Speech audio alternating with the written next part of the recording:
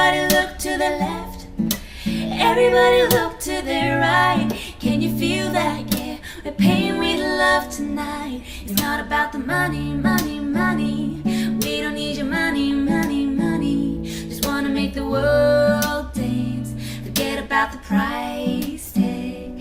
Ain't about the cha-ching, cha-ching. Ain't about the but bling, wanna make the world dance. Forget about the price tag. Pronto, bom dia, gente. Bom dia. Tudo bem com vocês? Como é que foi a semana? Joia? Trabalharam muito, descansaram, né? Comeram bem? Muito bom, gente, conversar sobre esse tema.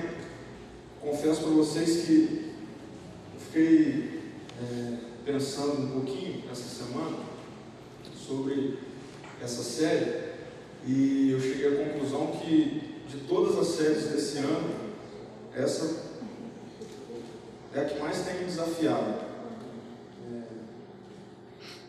Porque, não se engane, né? As séries que a gente pensa e tudo mais, primeiro bate na gente, e aí a partir disso ecoa para a igreja. E essa tem batido em mim, tem corrigido, tem feito entrar na rota, né, do que Deus tem em relação a essa temática, né, generosidade, bens, dinheiro, no meu coração. E o que nós vimos até aqui? Nós vimos que o dinheiro e tudo que se refere a ele pode se tornar um Deus, haja visto que Jesus deixou isso bem claro, que de fato o dinheiro, ele equivocadamente pode se tornar um Deus. O Ricardo mencionou isso aqui agora há pouco. Então a gente precisa definir de forma radical na nossa vida quem é o nosso Deus. Se é Jesus Cristo, com o seu Evangelho, com o seu poder, ou o dinheiro. Não tem como adorar os dois. E a gente tem que ter cuidado, porque às vezes isso pode ser substituído. Nós somos criados para adorar a Deus, e isso vem através do Evangelho de Jesus Cristo. Mas o dinheiro pode se tornar, pode tentar substituir esse lugar no nosso coração, na sua vida, na minha vida.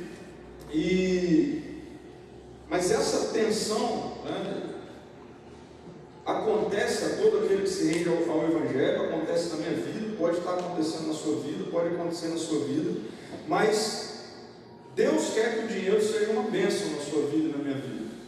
Nós não podemos, nós não queremos, não tem nada a ver com essa série, ir para um caminho também equivocado de falar que o dinheiro ele é ruim, de falar que o dinheiro ele não é bênção, nas nossas vidas. Agora, tendo Jesus como nosso Deus, como que o dinheiro é uma bênção?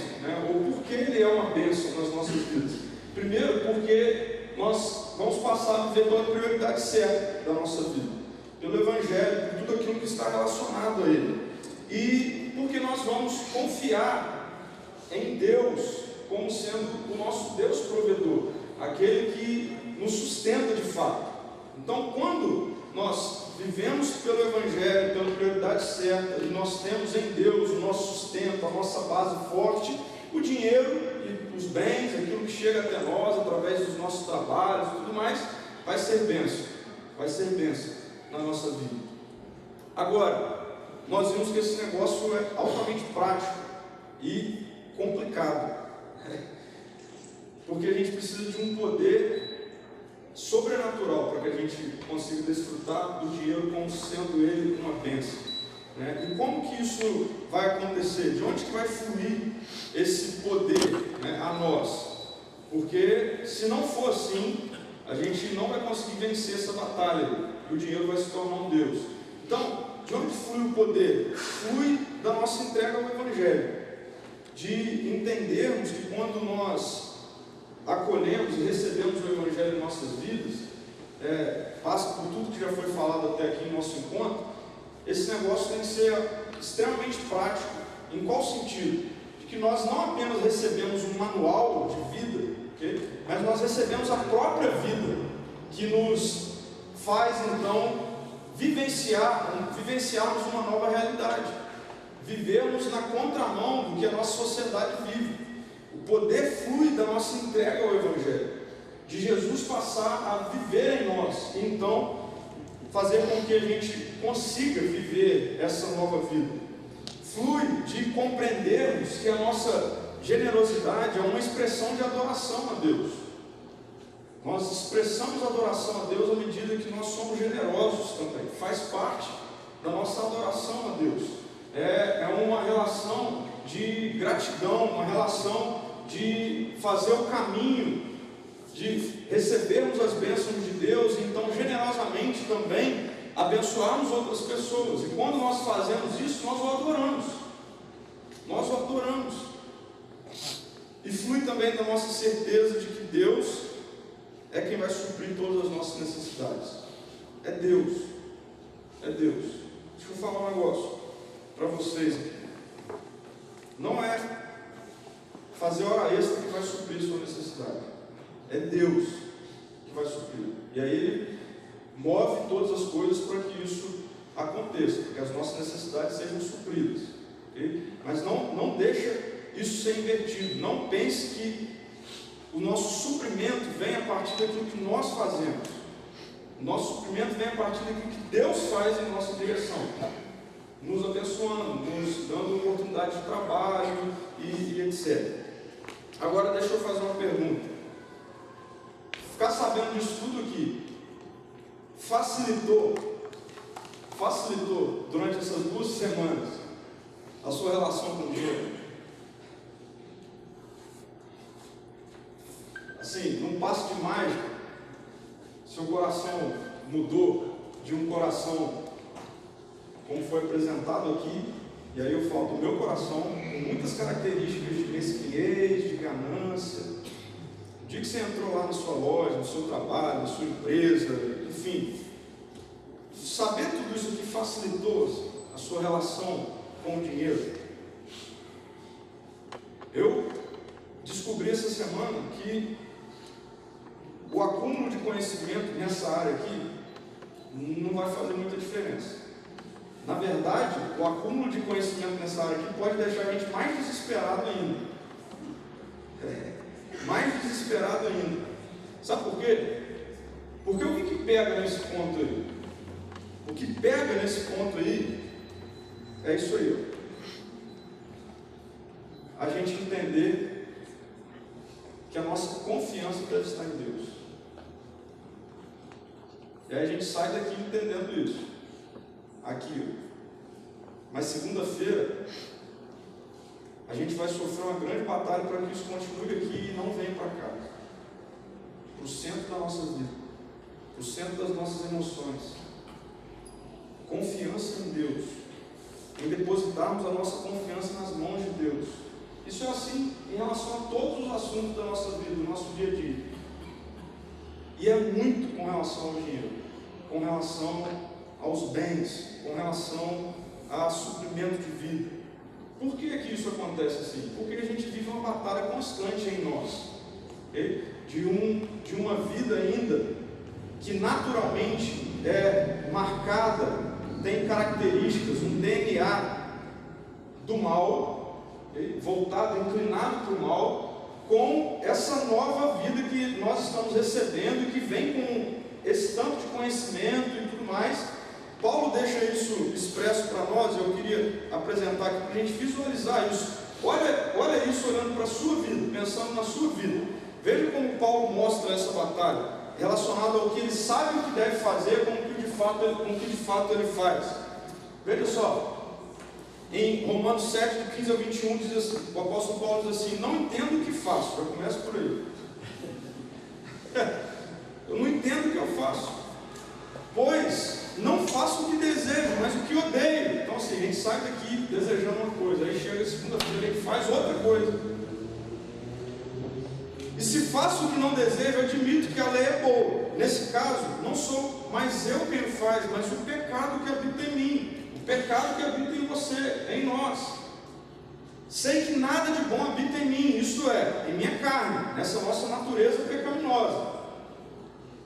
okay? Com resquícios da queda, porque tenho o desejo de fazer o que é bom, mas não consigo realizá-lo. Vocês já passaram por isso? Eu passo por isso todo dia. Pois o que faço não é o bem que desejo, mas o mal que eu não quero fazer, esse eu continuo fazendo. Complicado, gente. Ora, se faço o que não quero, já não sou eu quem o faz, mas o pecado que habita em mim. Assim encontro esta lei que atua em mim. Quando quero fazer o bem, o mal está junto de mim. Quando quero fazer o bem, o mal está junto de mim. Então o que eu estou querendo dizer até aqui? Que isso é real, que a gente vive uma batalha, que a gente vive uma guerra, que a gente vive uma luta constante entre aquilo que nós recebemos dessa nova vida em Jesus com a nossa inclinação pecaminosa, e isso gera uma batalha em nós constante. Então, irmãos, pare de enxergar isso como sendo algo utópico. Isso é real, isso acontece na sua vida, isso acontece na minha vida. Nós precisamos sair daqui entendendo que a gente está indo para uma guerra.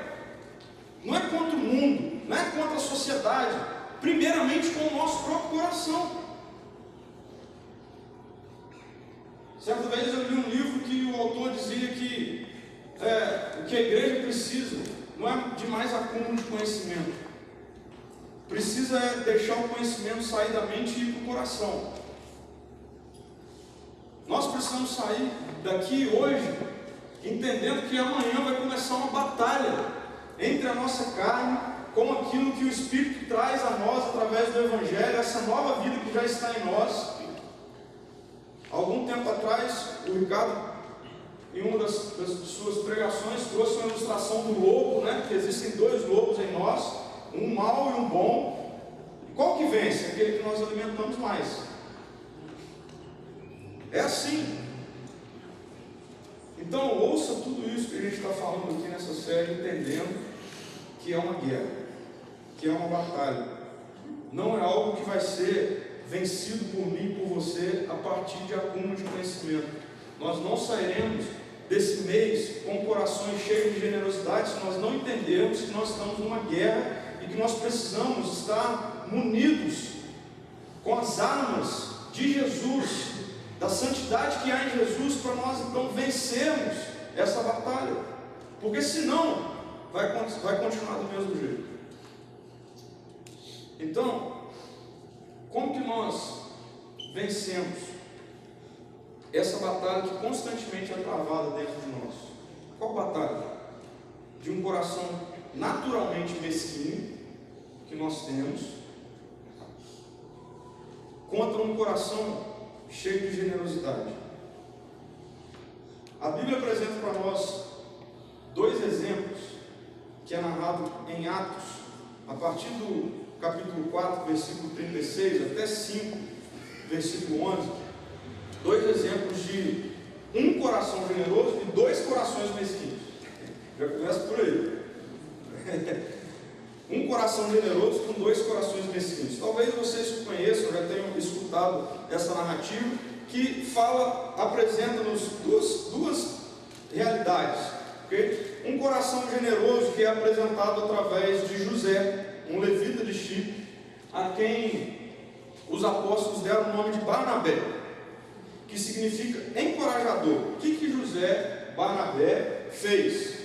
Ele vendeu um campo que possuía, vendeu lá um terreno que ele tinha, um campo que ele possuía, trouxe o dinheiro e colocou aos pés dos apóstolos, ofertou. Ele vendeu o campo, vendeu a propriedade dele, pegou todo o dinheiro, colocou aos pés dos apóstolos e essa é a minha oferta.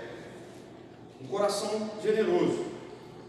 Na mesma ocasião, no mesmo momento, a gente encontra um coração com uma característica de mesquinhez. Um homem chamado Ananias, juntamente com Safira, sua mulher, também vendeu uma propriedade. Ananias viu o que José fez, e aí viu lá todo o que girou em torno disso, mas ele chamou a esposa dele e falou: vamos vender também uma propriedade nossa, vamos vender.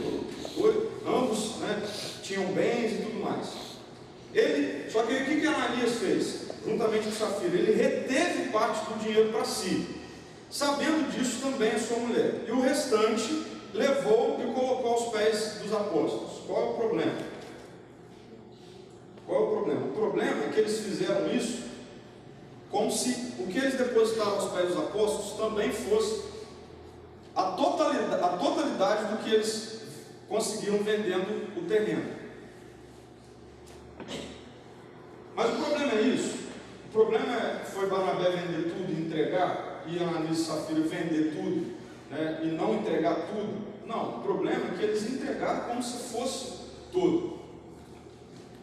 E aí quando o texto diz aí, ele reteve, por conta disso, deles, do desejo deles, ser de enganar, né, primeiro o povo, né, porque eles queriam, a igreja vai, eu imagino que tenha sido uma boa quantia, mesmo parte do terreno, e aí a gente vai ficar bem na parada, assim como Barnabé, né? Mas aí Deus sabia o que eles estavam querendo, e eles literalmente roubaram de Deus. Eles reteve parte do bem, no original eles roubaram de Deus, porque eles quiseram enganar a Deus. E aí o que aconteceu?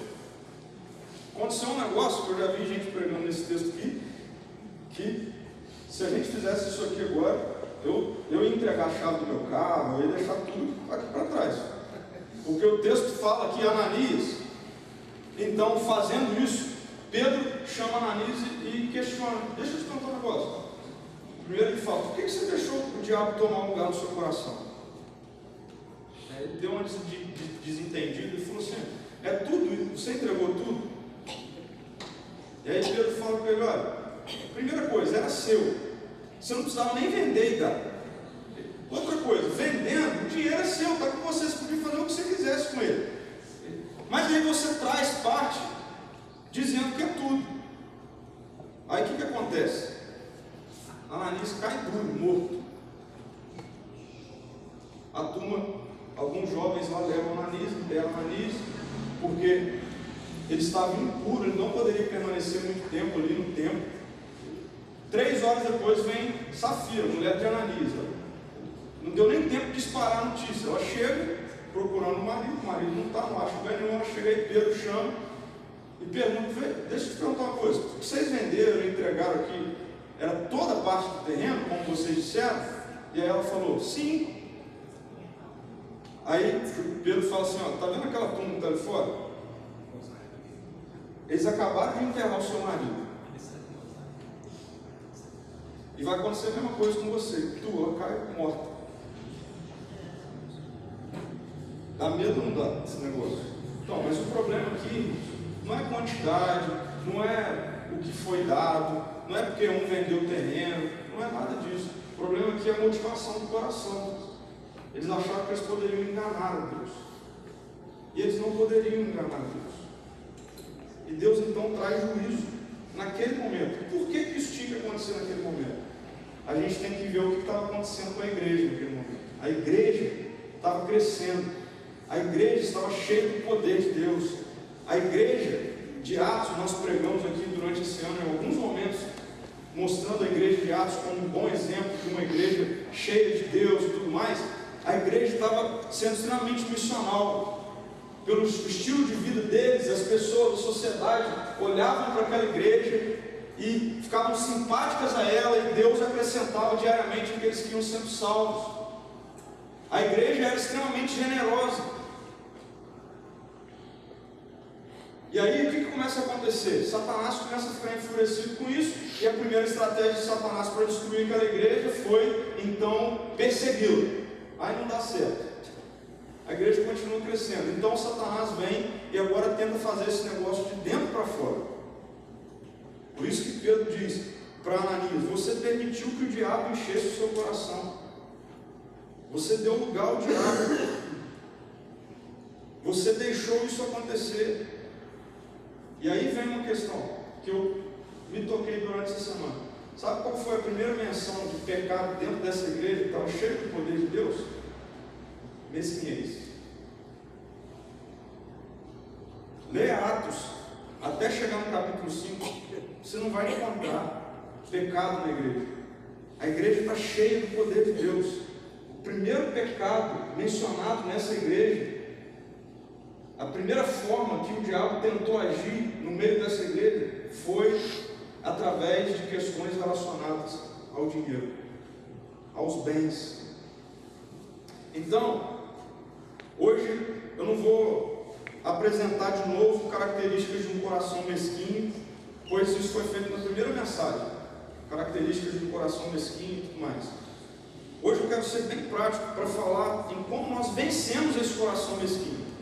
Que se a gente demole, nós somos também agentes do inimigo no nosso meio. Como vencer isso, que muitas vezes é parte da inclinação do nosso próprio coração.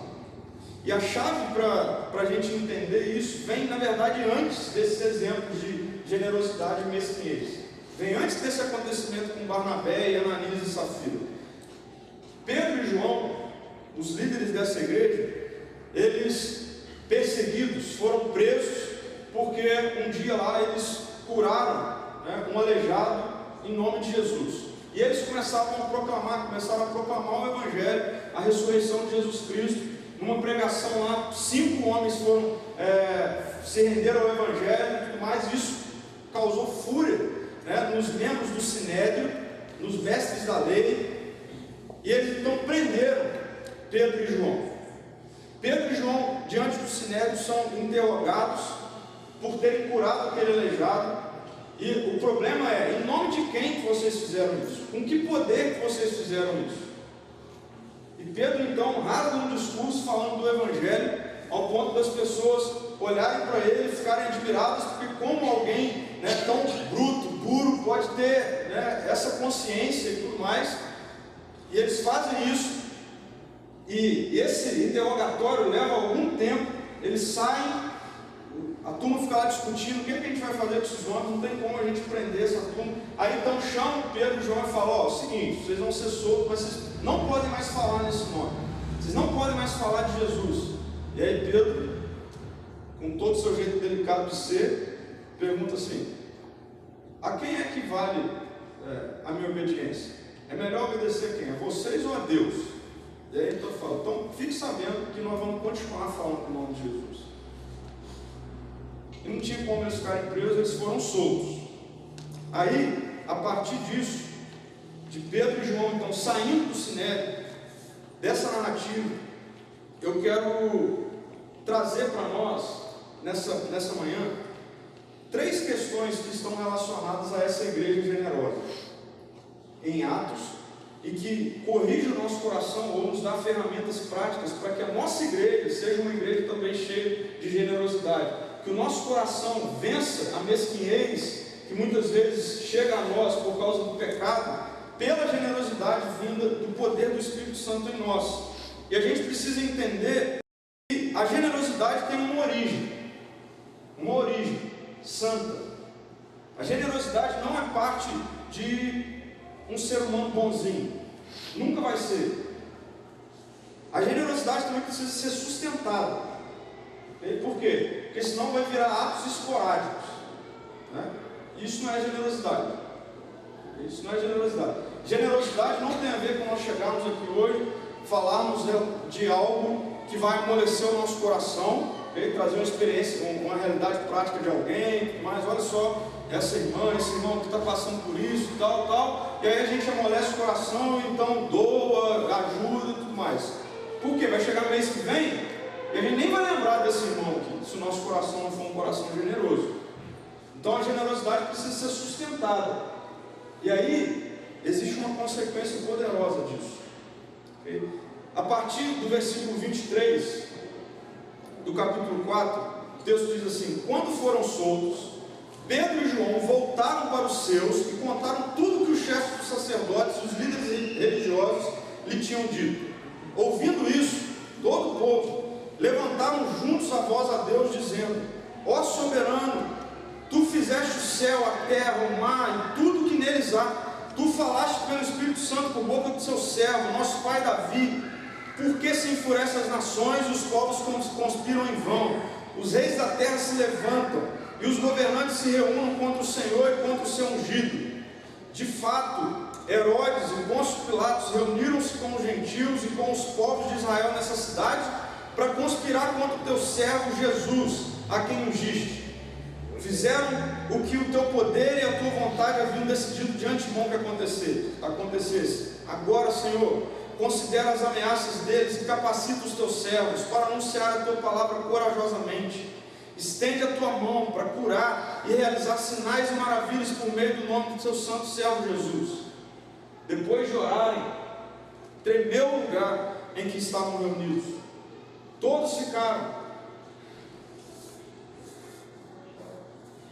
cheios do Espírito Santo.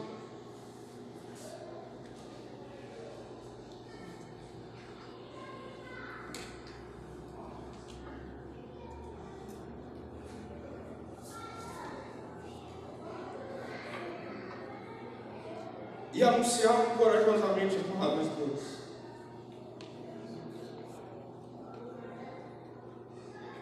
A generosidade tem uma origem.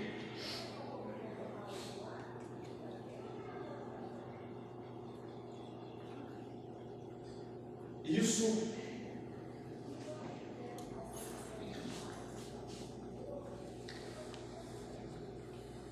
durante toda essa semana mexeu muito com o meu coração, porque nós estamos distantes disso. A origem da generosidade vem a partir de três coisas que são fundamentais para que isso seja real no nosso meio. Porque a igreja narrada em Atos mantinha um coração generoso por uma razão específica. Primeiro, porque eles viviam em unidade. Porque eles viviam em unidade. Presta atenção numa coisa, irmãos. Unidade é mais importante do que dinheiro para a igreja. Não faz sentido a gente falar aqui de dinheiro, de bens, de recursos, sem antes a gente falar de unidade. A generosidade vem através de uma vida de oração.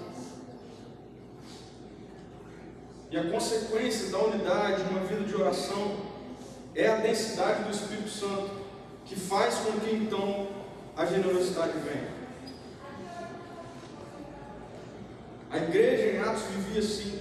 Quando Pedro e João vêm de prisão, de um tempo de interrogatório, de ameaças, o que eles fazem não é cada um ir para o seu campo.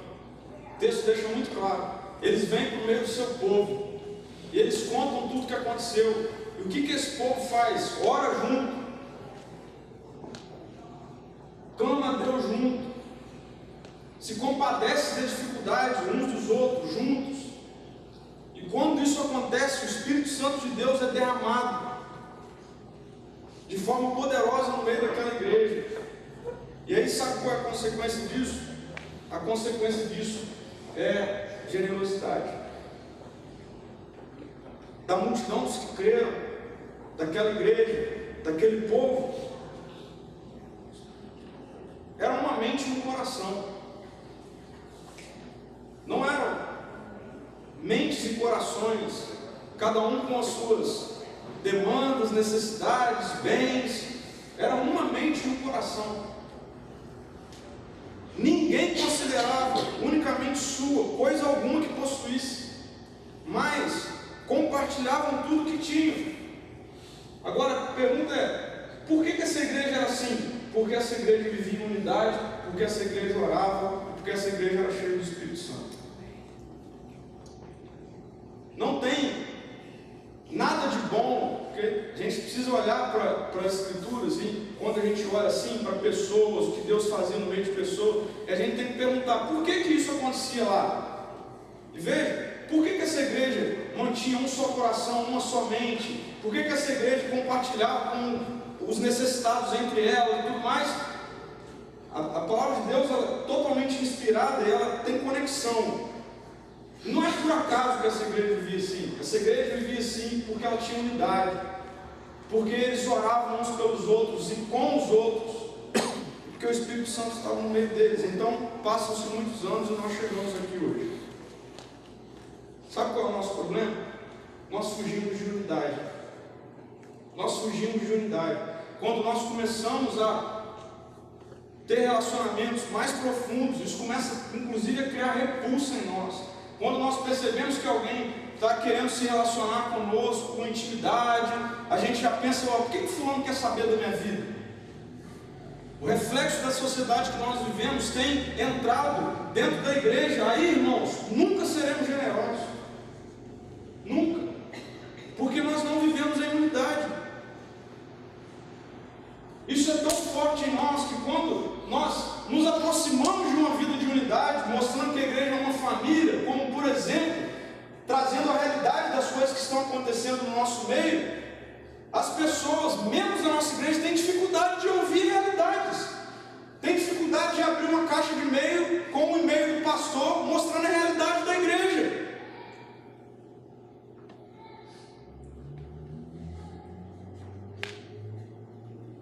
Como se nós não fôssemos uma família, um só coração, uma só alma. Não adianta a gente falar de generosidade se a gente não mexer no nosso coração, na nossa mente, entendendo que nós somos chamados para sermos família, unidade, dependentes uns dos outros. Nós precisamos abrir o nosso coração para isso. Nós precisamos sim deixar de vivermos uma vida autocentrada e passarmos a viver uma vida que se importa com o que é que está acontecendo com uns com os outros. A expressão que mais aparece nas cartas de Paulo é a expressão uns aos outros. Porque Paulo escreve para a igreja, e igreja só é igreja, só tem sentido quando ela vive em unidade, senão não tem sentido. Aí a partir disso, a gente precisa orar. Deixa eu fazer uma pergunta para você. Essa pergunta mexeu comigo durante toda essa semana. Quantos de nós, quantos de vocês oram incansavelmente, constantemente pela nossa igreja? Quantos de vocês lembram de orar pelo irmão que está do seu lado, na sua frente, atrás de você? Pelo irmão, pela irmã que você sabe que está passando por algum problema, seja em qual aspecto for. Mas não, nós não oramos, nós não lembramos das pessoas, nós não lembramos da nossa igreja. Consequentemente, nós somos vazios do Espírito Santo de Deus, porque o Espírito Santo de Deus não é uma realidade para você experimentar, para mim experimentar, para eu experimentar. O Espírito Santo de Deus é uma realidade para a igreja experimentar. Okay? A gente faz uma leitura individualizada das Escrituras, mas o apóstolo Paulo, quando fala, deixem-se se encher do Espírito, o apóstolo Paulo não está falando para você, não está falando para mim, está falando para a igreja. Qual é a diferença que isso faz? A diferença que isso faz, quando eu entendo que o adensar, a presença do Espírito Santo é um privilégio para a igreja e não só para mim, eu vou começar a orar pelos meus irmãos, para que Deus enche os meus irmãos do Espírito Santo. Eu sei que vai ter meus irmãos orando por mim. Aí, à medida que isso acontece, nosso coração mesquinho vai se enchendo de generosidade. Por quê? Porque somos bons? Não. Porque nós vivemos em unidade, porque nós oramos, porque a presença do Espírito Santo é cheia no nosso meio. Aí não tem como. Por quê? Porque o coração de Jesus é cheio de generosidade. A vida de Jesus, o Espírito Santo de Deus é cheio de generosidade. Irmãos, é um absurdo a gente ter que tratar de generosidade na igreja, porque isso mostra que nós estamos vazios do Espírito Santo. Porque se nós, à medida que nós nos enchemos do Espírito Santo de Deus, esse é um assunto que não precisa existir. Veja a igreja em Atos. Ninguém considerava unicamente seu aquilo que possuísse. Pelo contrário, eles estavam atentos às realidades uns dos outros e ninguém passava necessidade nenhuma. Agora, por que isso existia? Isso existia porque eles estavam cheios do Espírito Santo. Não é porque eles tinham mais dinheiro do que nós, não é porque as pessoas estavam melhores empregadas do que nós, não tem nada a ver com isso. a igreja em Atos e a igreja de Jesus Cristo, ela vai ser generosa, porque a presença de Jesus vai estar adensada no nosso meio. Ponto final. Esse é um assunto que não precisava existir na igreja de Jesus, se nós estivéssemos cheios da sua presença. O pastor Hernandes, essa semana eu li uma frase dele relacionada a isso, que até os 45 eu fiquei pensando, será que eu coloco? Será que eu não coloco? Será que isso fica só para mim? Mas aí, eu acho que Deus falou comigo, coloca. E aí, deixa eu falar um negócio. Quem veio aqui vai ficar sabendo disso. Logo, não tem como você dizer que você não sabia. Veja só. Crentes cheios do Espírito Santo têm o coração aberto e o bolso também. Veja, crentes cheios do Espírito Santo. Cheios do Espírito Santo. Por quê? Porque essa é a vida de Jesus.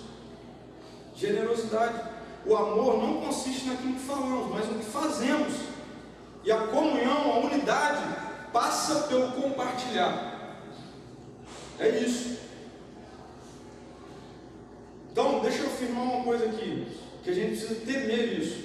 Se nós não compartilhamos, nós não temos comunhão. Okay? E aí a gente precisa temer, porque essa não é a realidade da vida de Jesus. Não é a realidade da vida de Jesus. Então, generosidade, a gente não pode esquecer disso, é consequência de unidade, é consequência de oração e é consequência de densidade do Espírito Santo. A partir disso, nós teremos corações generosos, porque é a vida de Jesus que vai encher a nossa vida. E o texto continua dizendo que com grande poder os apóstolos continuavam a testemunhar da ressurreição do Senhor Jesus, e grandiosa graça estava sobre eles. Então vamos lá. O que é que sustenta essa generosidade?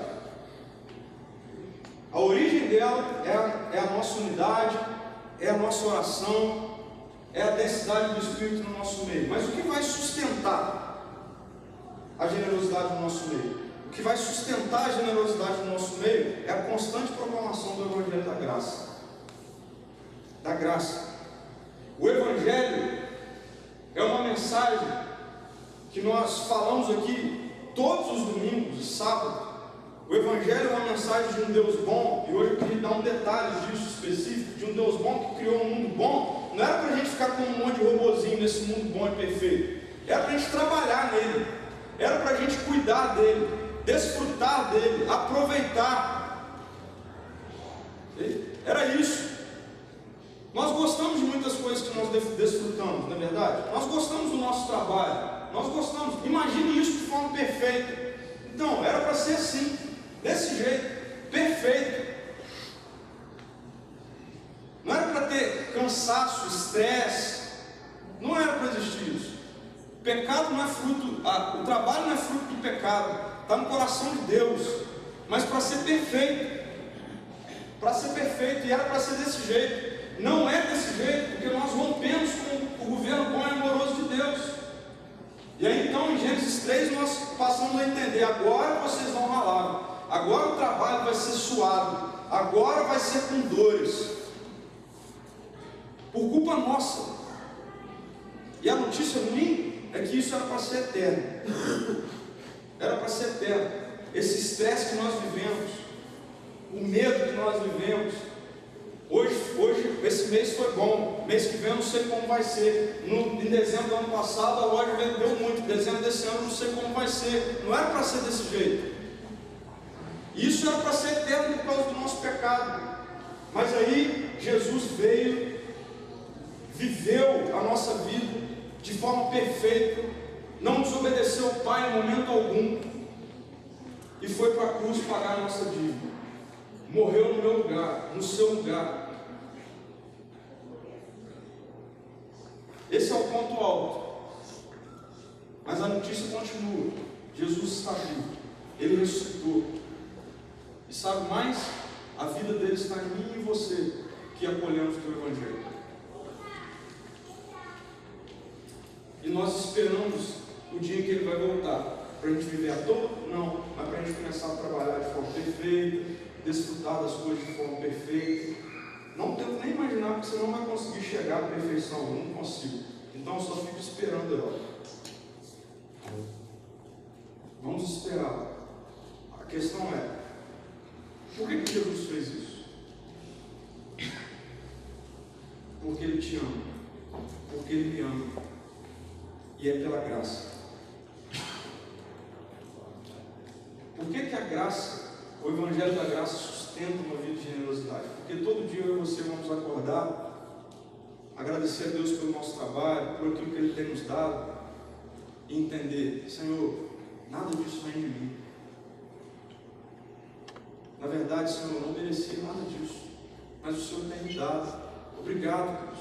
O Senhor tem me abençoado, o Senhor tem me sustentado. E essa realidade, brotando diariamente no nosso coração, inevitavelmente faz com que a gente olhe para as pessoas, entendendo que Deus tem nos abençoado pela graça, e eu posso abençoar pessoas pela graça de Deus que atua em mim. A graça de Deus, o Evangelho da Graça, deve sustentar uma vida, então, desprendida da nossa parte. Nós entendemos isso. A gente precisa, irmãos, olhar para a história da forma correta. Ontem eu falei disso aqui à noite. Infelizmente a gente tem deletado da nossa mente, do nosso coração, o desfecho da verdadeira história. A gente precisa entender, irmãos, que a história não está sendo conduzida, para um momento onde a gente vai desfrutar da nossa conta bancária, dos nossos bens. Não é para isso que a história está sendo conduzida. Jesus está voltando para trazer o seu governo, o seu reino, as coisas dele, novas. Esse Evangelho precisa sustentar a generosidade no nosso coração. Assim, o pastor Tim Keller conta no seu livro Deuses Falsos que pessoas, na sua igreja, lá no seu contexto, o procuravam constantemente com dúvidas a respeito do dízimo. E a questão da dúvida sempre era a respeito dos famosos 10%. Sempre era assim. E aí, as pessoas sempre vinham com o embasamento de que no Antigo Testamento é clara essa menção quantitativa, no Antigo Testamento. E aí a dúvida era se isso valia para o Novo Testamento. Ele fala que a clássica pergunta era essa assim: hoje, pastor, hoje, sob o Novo Testamento, nós estamos embaixo do Novo Testamento, os fiéis são obrigados a dar 10%? E aí ele fala que ele sempre respondia com um sinal negativo, assim na cabeça, e ele ouvia o suspiro. Aí antes da pessoa terminar o suspiro, ele falava assim: agora presta atenção no que eu vou dizer para você. Ele fala: vou lhe dizer o porquê você não vê a exigência do dízimo claramente expressa no Novo Testamento. Quantidade e tudo mais. Pensa aí nessas perguntas. Aí ele faz 3 perguntas. Pensa aí. Nós recebemos mais da revelação, verdade e graça de Deus do que os fiéis do Antigo Testamento ou menos? Pensa aí. Nós recebemos mais ou menos? Somos mais devedores da graça que eles ou menos? Aí vem a última pergunta: Jesus deu 10% da sua vida e seu sangue para te salvar ou tudo?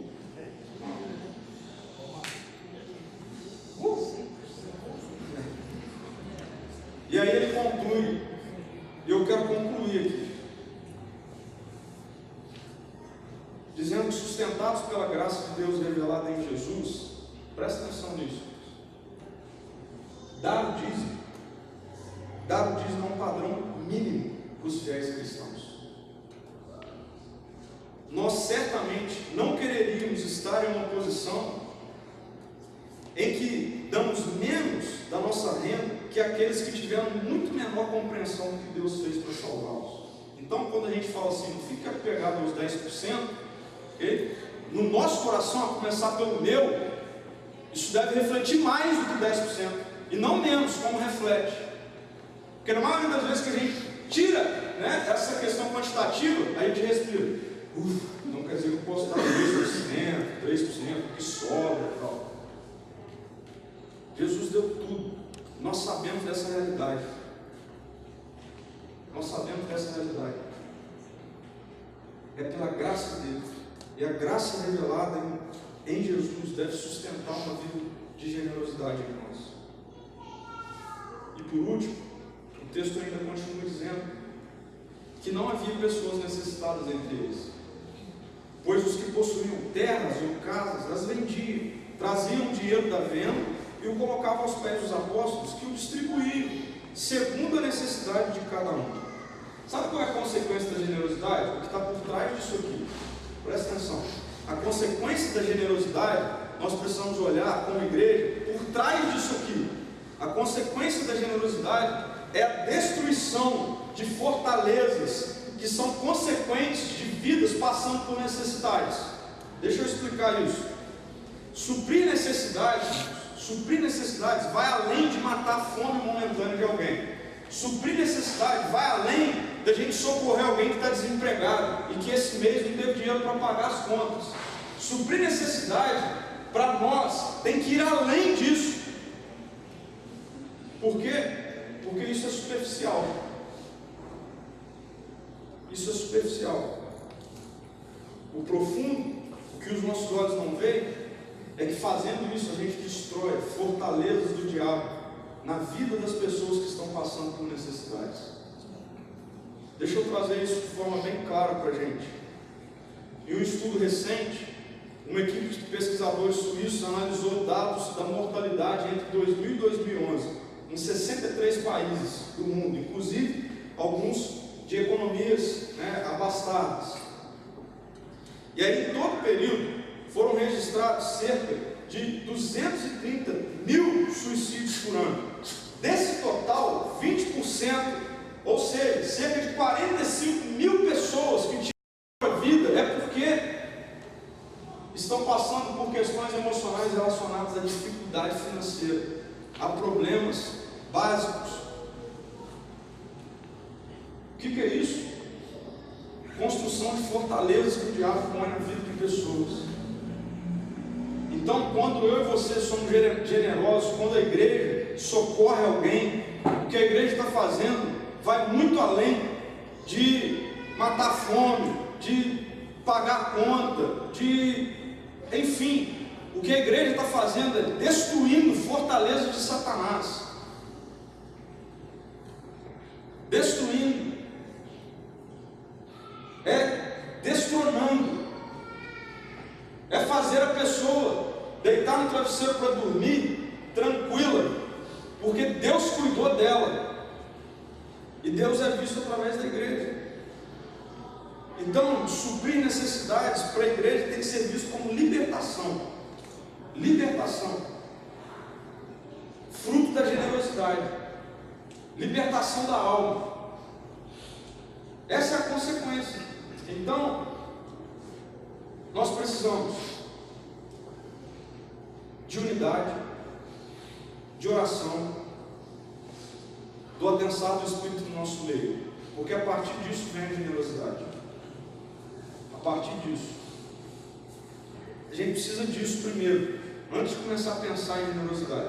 Unidade, oração, e o Espírito Santo vai ser derramado. O que vai sustentar a generosidade no nosso coração é constantemente sermos lembrados e relembrados que o Evangelho é cheio de graça, que tudo que temos e somos vem pela graça, não vem de nós, não vem do seu trabalho, não vem da sua faculdade, não vem dos cursos que você fez. Tudo isso que você fez é fruto da graça de Jesus.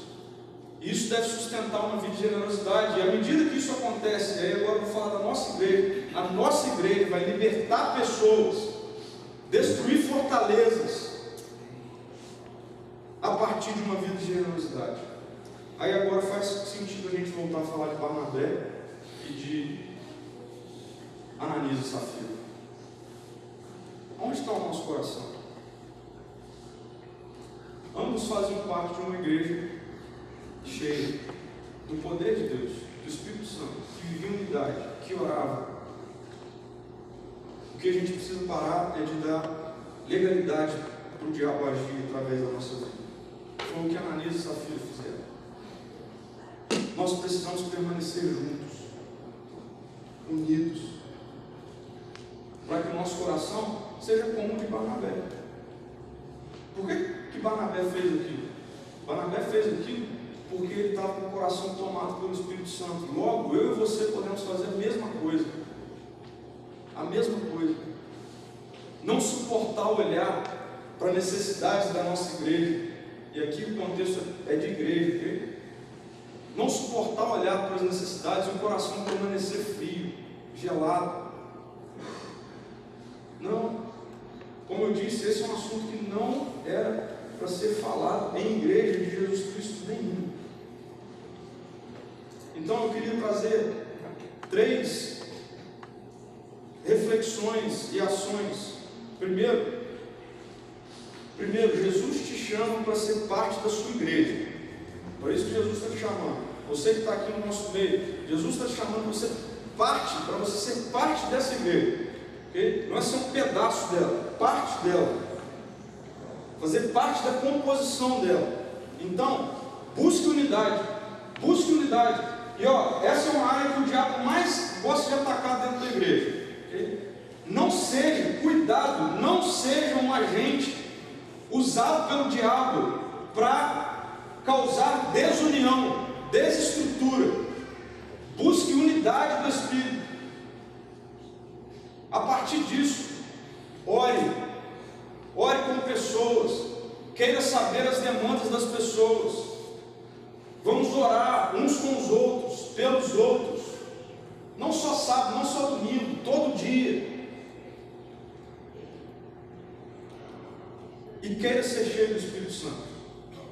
A gente precisa pedir para que essa seja a maior realidade da nossa igreja, uma igreja cheia do Espírito Santo.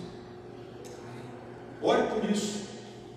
Ore pelas dificuldades que nós passamos, postamos no WhatsApp, pedimos oração. Ore por isso, mas mais do que isso, ore para que Deus derrame o Espírito dele em nós, para que a nossa igreja seja cheia da vida de Jesus.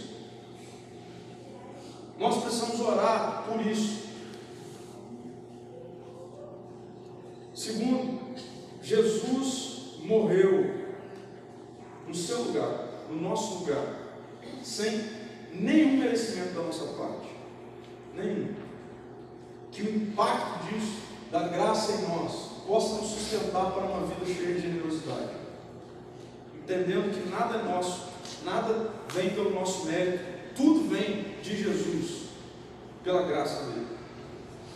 E por último, Jesus não quer que pessoas em nosso meio, por favor, preste atenção nisso, não esqueça disso. Jesus não quer que pessoas em nosso meio sejam adoecidas por preocupações referentes a necessidades econômicas. Eu não tenho dúvida disso. Jesus não quer isso. Jesus não quer.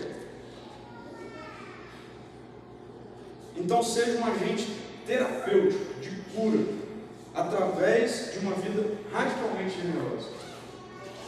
Como que nós fazemos isso? Nós não fazemos isso de forma individualizada. Nós fazemos isso como igreja. Okay? Nós fazemos isso como igreja. Então seja parte disso que a nossa igreja faz. Como você é parte disso? Tendo uma vida regular de generosidade, sustentado pela graça de Deus, participando daquilo que nós fazemos como igreja, através dos nossos dízimos, das nossas ofertas. É dessa forma que nós temos condições de tratar terapeuticamente pessoas que estão passando por necessidades, destruir fortalezas de Satanás na vida dessas pessoas, em nós, no nosso meio, e extrapolando as nossas fronteiras geográficas. A gente não pode, irmãos, chegar no final do ano, na nossa reunião do conselho, por exemplo, onde a gente vai definir o orçamento do ano que vem, a gente tem que ter medo de não aprovar projetos de plantação de novas igrejas, de não aprovar pedidos de ajuda para o próximo ano, porque a gente está com medo de não ter dinheiro. A gente precisa ter medo disso, medo de receber pedidos de projetos de plantação de novas igrejas em outros lugares e a gente tem que responder negativamente. Agora, isso só é possível através da nossa vida, do nosso coração, cheio de unidade, cheio do poder do Espírito, sustentado pela graça, generoso. Aí a nossa igreja não vai ter um coração mesquinho, mas vai ter um coração cheio de generosidade. Um só coração, uma só alma. Vamos orar?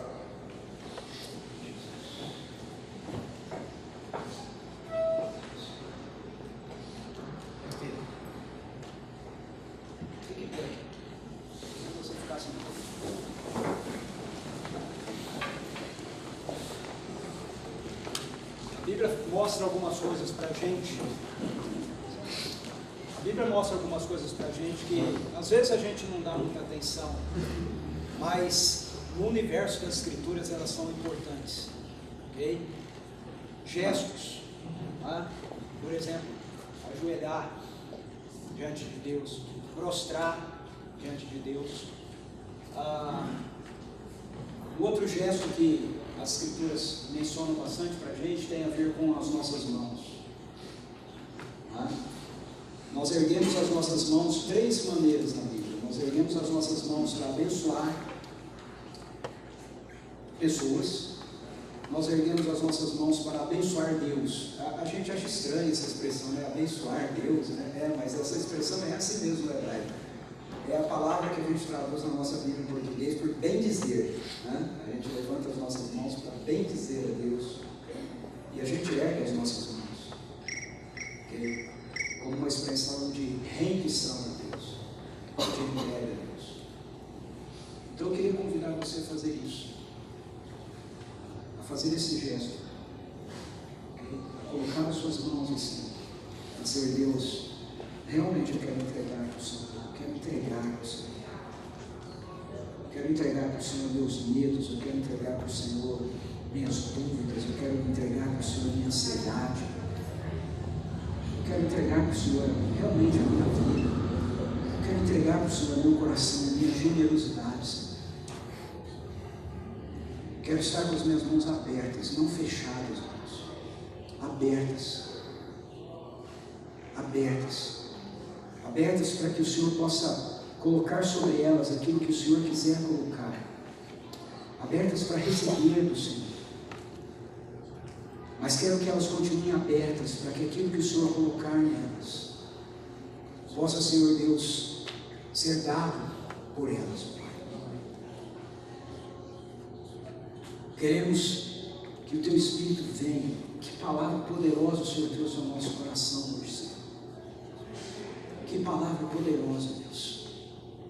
Que ela encontre, Senhor, solos férteis, Deus, para germinar, Deus. Dá agora, Senhor, para as nossas mãos que estão abertas, o dom da fé, Senhor. Deposite sobre nós o dom da fé, Senhor.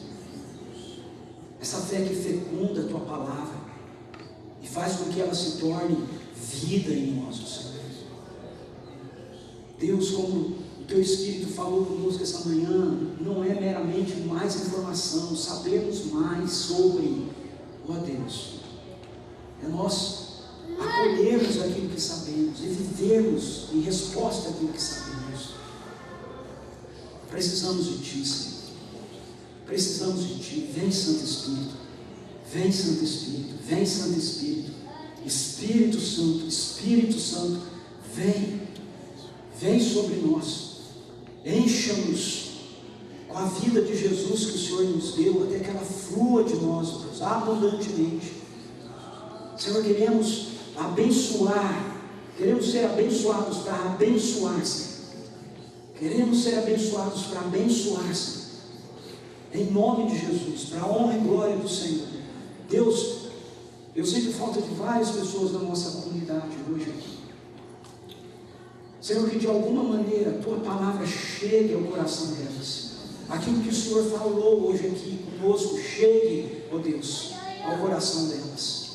Use, Senhor, nossas estruturas, nossos recursos, ó Senhor, a internet e outras formas, para chegar essa mensagem também ao coração deles. E, Senhor, nós queremos dizer sim para Ti, sim para Ti. Queremos ser esse tipo de igreja, Senhor. Sustentados, Senhor, pela vida de Jesus, conduzidos pela graça de Jesus, ó Deus. Queremos ser instrumentos da Tua salvação, da Tua libertação, para todos quantos o Senhor trouxer até nós e nos der a oportunidade de fazer, Senhor. Em nome de Jesus, Deus, em nome de Jesus, para a honra e glória do Senhor.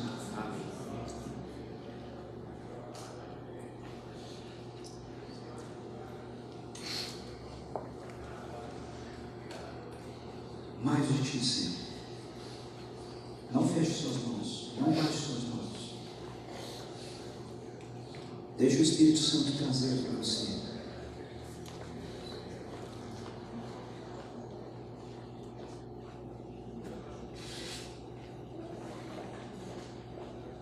Diga aí no seu coração: eu recebo, Senhor.